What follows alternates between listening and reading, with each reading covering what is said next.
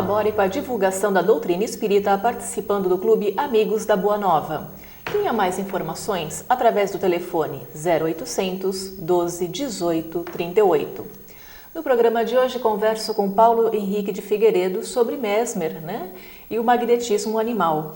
Bom, Paulo Henrique, Mesmer e Kardec foram contemporâneos, e você coloca também no livro que tanto o magnetismo como o espiritismo são ciências irmãs.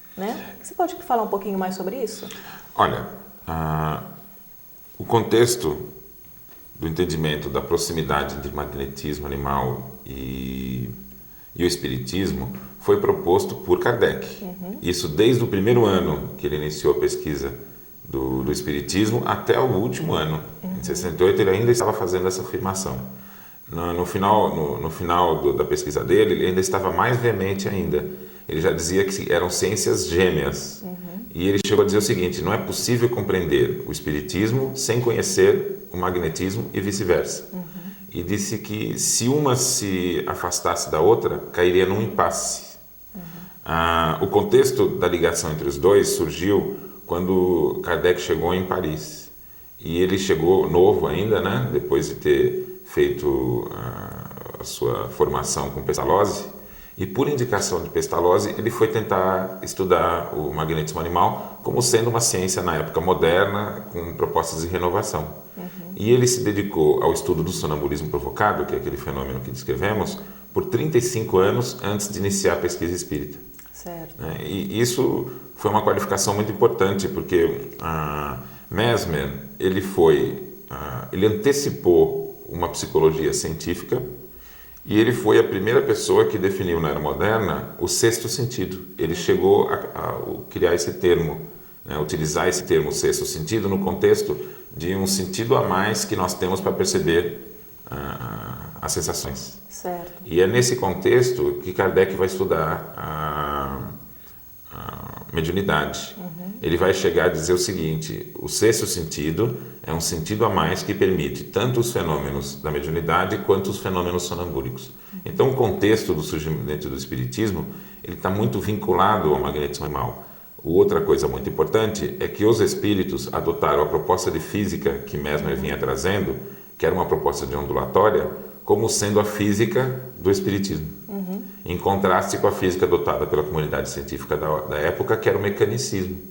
Então isso é um contexto histórico fundamental, porque magnetismo e espiritismo antecipam a física moderna, numa época onde imperava a física mecanicista. Certo. Bom, e até entrando um pouquinho mais para esse lado da física, tem também a força do pensamento, E então a gente pode dizer que o pensamento é tudo.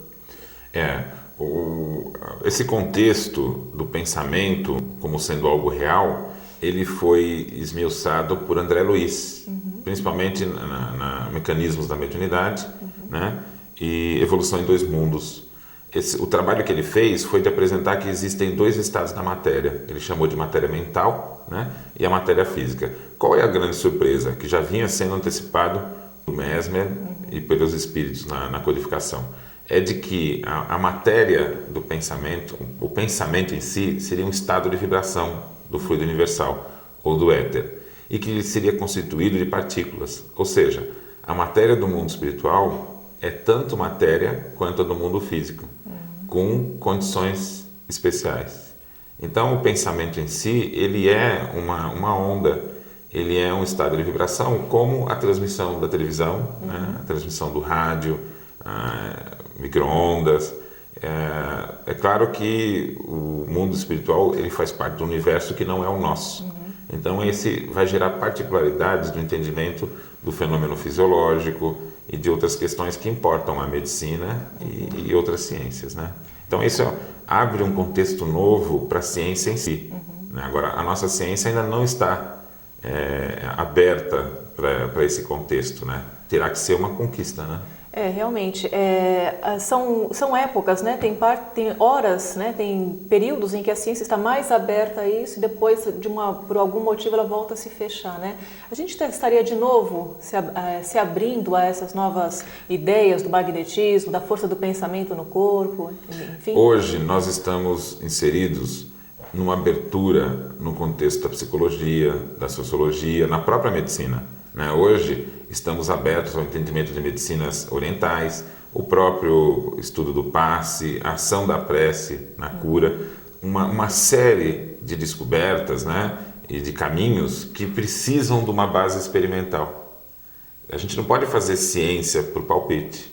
E é necessário unir uma física aos fenômenos fisiológicos, mesmo para você propor uma homeopatia, por exemplo.